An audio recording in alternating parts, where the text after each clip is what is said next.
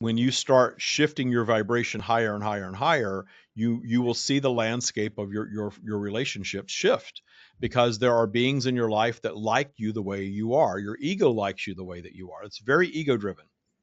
So your ego is the thing that wants to sort of keep you on a steady place and not make monumental shifts because it's comfortable and it's familiar and it sort of keeps you on path. That's actually a functionality of your ego that sort of keeps you in your experience. It keeps you sane, to use a human 3D terminology. So your ego is serving that purpose, but when you intentionally start shifting yourself up and shifting your vibration, your life is going to change. Your vibration is going to shift, and there are going to be people in your lives that no longer vibe with you the way they once did.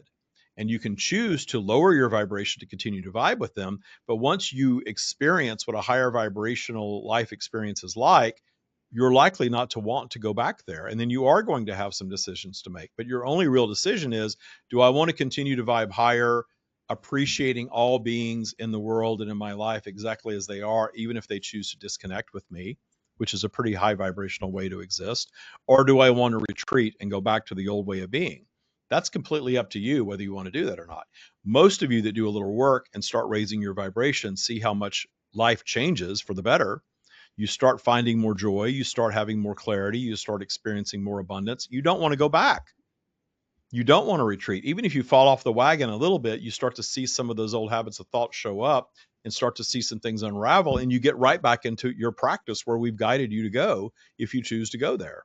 But some of these people will start to shift on you and exit, but it's completely up to them to do so.